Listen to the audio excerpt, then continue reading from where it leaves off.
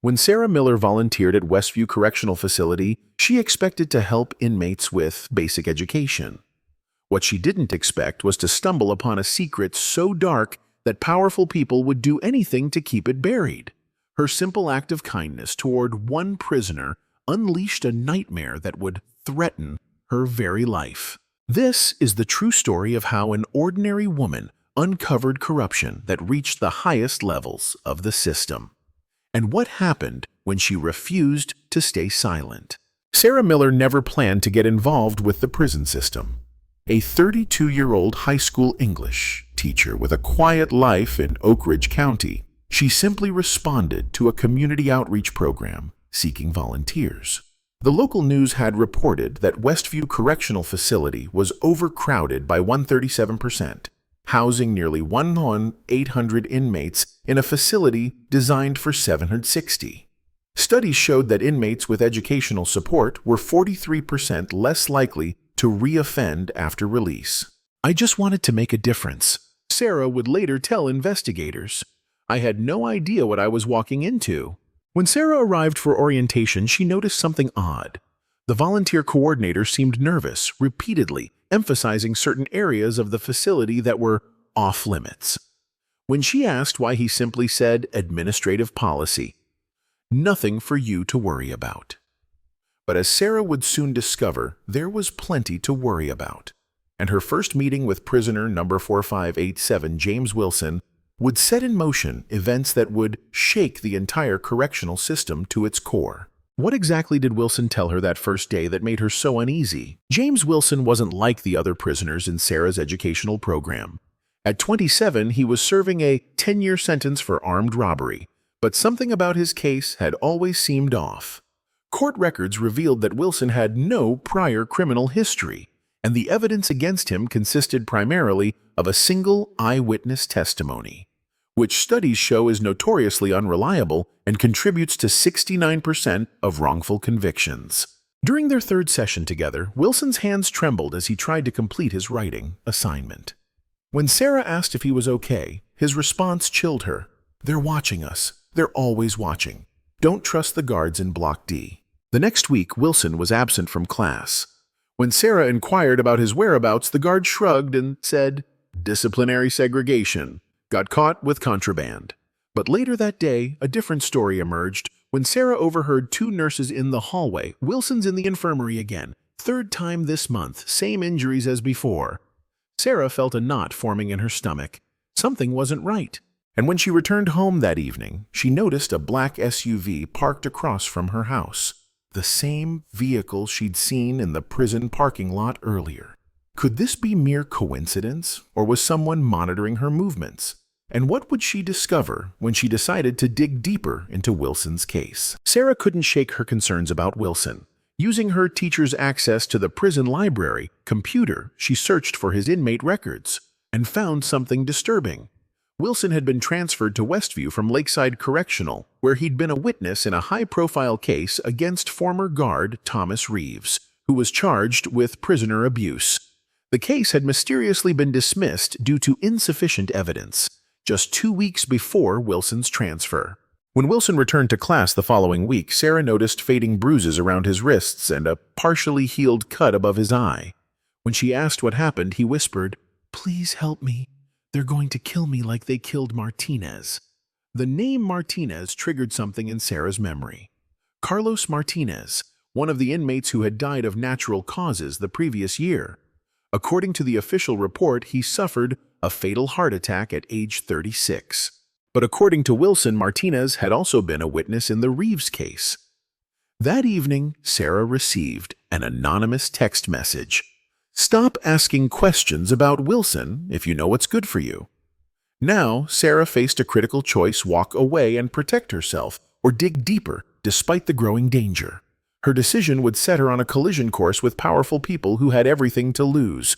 But what exactly would she uncover when she started connecting the dots? And who else was involved in this expanding web of corruption? Sarah couldn't ignore Wilson's plea. She began researching the Reeves case, discovering that 5 former inmates who had agreed to testify had either died, been transferred, or suddenly recanted their statements. This wasn't coincidence. It was a pattern. She contacted Melissa Diaz, a reporter from the Oak Ridge Gazette, who had covered the original case. Diaz was initially hesitant to meet, but finally agreed to coffee at a busy diner. "You have no idea what you're getting into," Diaz warned.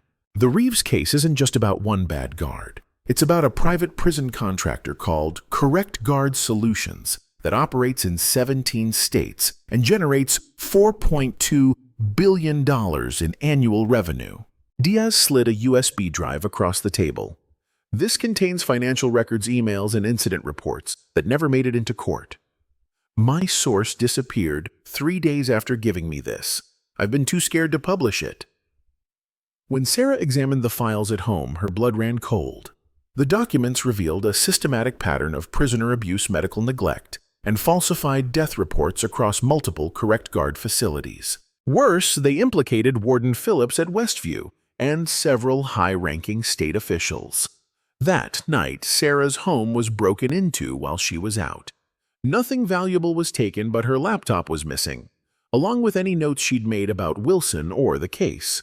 The message was clear. Someone powerful knew what she was doing and wanted her to stop. But how high did this corruption go? And what would happen when Sarah decided to take matters into her own hands? Sarah needed allies. With her laptop stolen and feeling increasingly unsafe, she reached out to Marcus Johnson, former corrections officer who had resigned from Westview 2 years earlier. According to Diaz's files, Johnson had filed several complaints about inmate treatment before his abrupt departure. They met at a park 2 counties away. Johnson's hands shook as he lit a cigarette. "I left because I couldn't be part of it anymore," he explained. "It started with cutting corners, understaffing, skimping on medical care, falsifying reports. Then it got worse." Johnson described an informal network called the Brotherhood, a group of guards, administrators, and even some law enforcement officials who protected each other and profited from various prison schemes. "They're running experimental drug trials on inmates in Block D," Johnson revealed. "Pharmaceutical companies pay Correct Guard millions for human test subjects, and the inmates never give proper consent. Those who complain end up like Martinez, dead from natural causes." Wilson had been transferred to Block D after witnessing one of these illegal tests go wrong. A prisoner had suffered a severe reaction and died. The official report listed his death as a suicide. Sarah now understood the stakes. This wasn't just about prisoner abuse. It was about a multi-million-dollar criminal enterprise operating under the protection of the very officials meant to oversee the system. She needed proof that would stand up in court, something that powerful interests couldn't simply make disappear. But how could she gather evidence without putting herself and Wilson in even greater danger? And who else might be willing to speak up despite the risks? Sarah knew she needed irrefutable evidence. With Johnson's help, she contacted Dr. Elaine Foster, a former medical contractor at Westview, who had resigned 6 months earlier. Foster initially refused to meet, but agreed after Sarah mentioned Wilson's name. "Wilson was part of trial group C-17, Foster explained when they finally met. "They were testing an experimental antipsychotic with known severe side effects. I documented everything and reported it up the chain, but my concerns were dismissed. When I threatened to go public, I was fired and blacklisted from every medical facility in the state." Foster had secretly copied medical records before leaving, showing systematic falsification of consent forms and deliberate downplaying of side effects. Combined with Diaz's financial documents, they now had evidence of a criminal conspiracy. But they needed more. They needed someone currently inside the system who could testify to ongoing abuses. Sarah took an enormous risk. She smuggled a tiny voice recorder to Wilson during their next class. "Document everything you see and hear in Block D," she whispered. "I'm going to help you, but I need proof." 2 weeks later, Wilson managed to pass the recorder back. The audio was damning. Guards openly discussing falsified medical records, threats against inmates who complained, and explicit references to keeping the pharmaceutical trials quiet.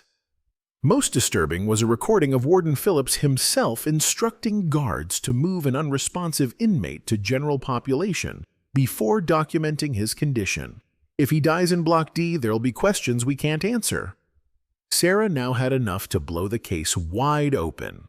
But as she was making copies of all their evidence, her phone rang. It was Johnson, his voice tight with panic. "They know. Someone talked. They're coming for Wilson tonight. You're not safe either."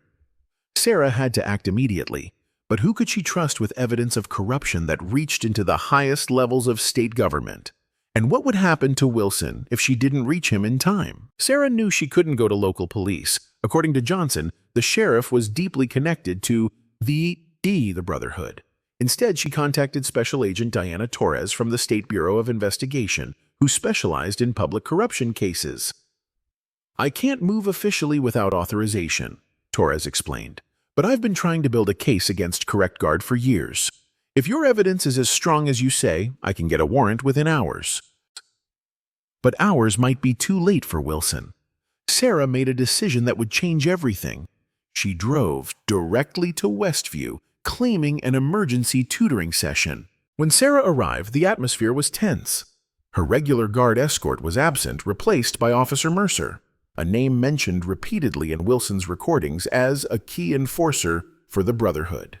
"Wilson's not available today," Mercer said with a cold smile. "He's been transferred for medical observation."